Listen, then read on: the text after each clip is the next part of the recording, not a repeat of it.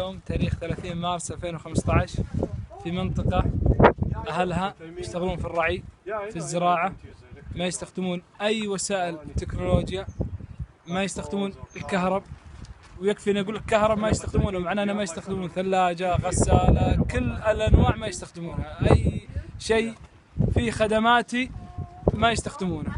المنطقة هذه في أمريكا وسكانها أصليين.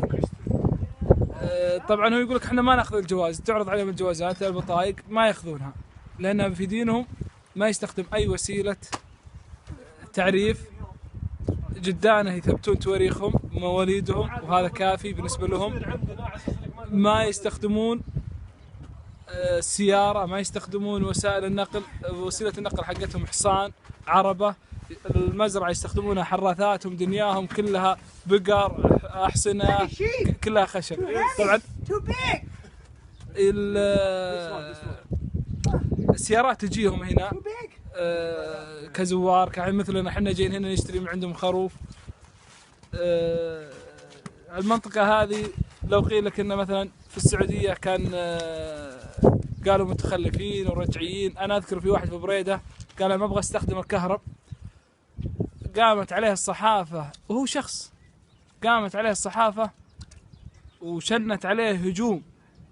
هنا قبائل وليس فرد وليست قبيلة، قبائل من الأمريكان ما يستخدمون أي وسيلة من وسائل التكنولوجيا. حتى الآن في التصوير يا الله وافقنا، وبالزاوية هذه أنا ودي أصور بيوتهم، ودي أصور عيالهم لبسوا مثل الفيلم الأمريكي اللي قبل 60 سنة، الكوبوي نفس اللبس الحريم هنا، التنورة طويلة، قماشها خشن.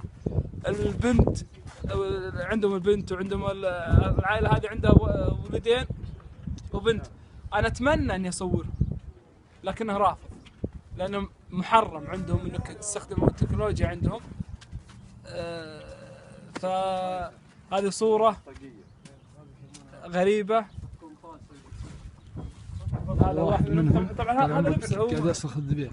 ما لا تصور لانه هو قال اهم شيء اذا تصورون ما تصوروني لا انا ولا عيالي، احنا ما نبغى نصورهم، ملتزمين في التعليمات اللي هو قالها. والسلام عليكم ورحمة الله وبركاته.